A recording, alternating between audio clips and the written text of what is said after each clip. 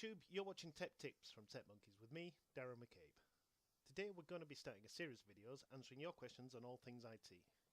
So if you have something you've always wanted to know, or know how to do that you've seen others do, then leave me a comment in the section below, or contact me on Twitter and I'll be glad to help.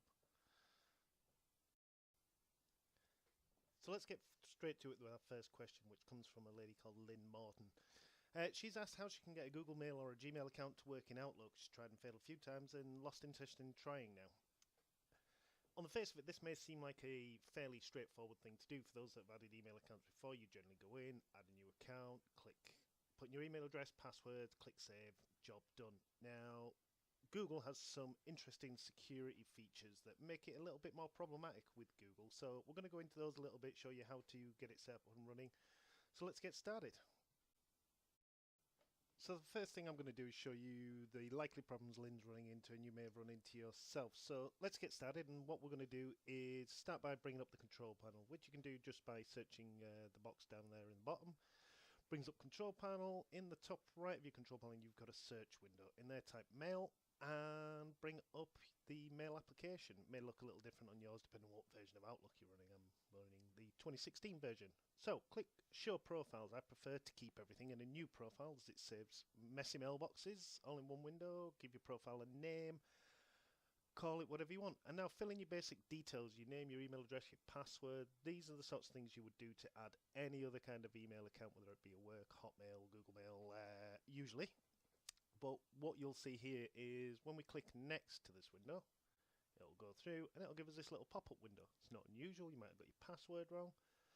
So let's try just fill these details out again. We'll put in the full email address, we'll put in what I know my password to be, but no matter what you do, it's not accepted.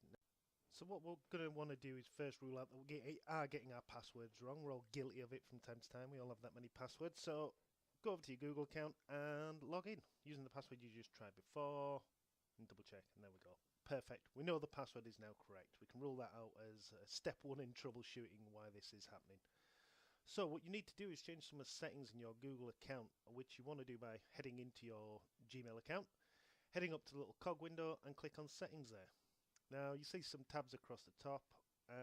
These are all your different Google account settings, Google Gmail account settings. The one we want to go into is this forwarding and POP and IMAP.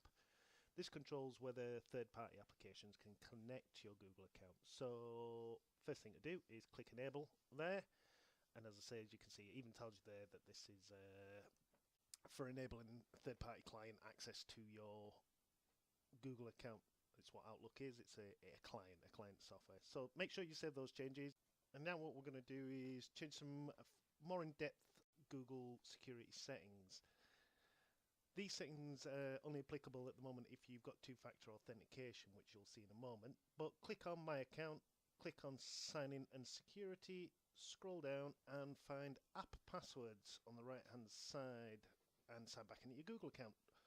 The app passwords are individual passwords for each application. Now, these passwords only apply if you're using Google two-factor authentication. As you can see, what I'll do is I'll cover off if you don't use this a bit later on. But for the moment, what you want to do is select Mail, select Desktop, because we're adding Outlook on the desktop. And what you will see is Google will generate you a specific app password, which we want to copy. This password is only for this one application. It is completely separate to your main application password. It can be granted and revoked at any time, which I will do after this video, so don't worry about me giving away that password. So make sure you copied it, save it, and you can see there that's how you will revoke it later should you need to. So what we're going to do is go back over to our profile setup window that we were doing. We're going to delete the password we put in and paste in the one we just copied. And click next, next, and wait for it. Just has to go away obviously and check some settings, and bingo, there we go, we are up and running. So the next thing we want to do is obviously make sure that that is showing in Outlook. So save all those windows and fire up your Outlook application. And there you have it. Outlook is open, connected to Gmail, slowly starting to pull all your email through. If you keep an eye on the little synchronization bar down in the bottom right hand corner, what you'll see is it'll give you an indication of when it's going to be fully synchronized. As I said earlier on, if you don't have Google two-factor authentication apps, then the process is a little bit different. What you want to do is go to the less secure apps setting within Google, which you can access via that link above there. I'll put the links in the description below. head over and select Enable there for access for less secure apps. For some reason, Google does think Outlook is a less than secure app. So hopefully that helps some of you who have been struggling with getting your Google account working in your Outlook. As I said, this is the first in what I hope to be a series of videos. So if you have any ideas, comments, suggestions on how to improve these videos or questions you'd like to answer in, then please leave a comment in the comment box below or hit me up on Twitter and I'll be glad to help. Thanks, make sure you like and subscribe. Take care.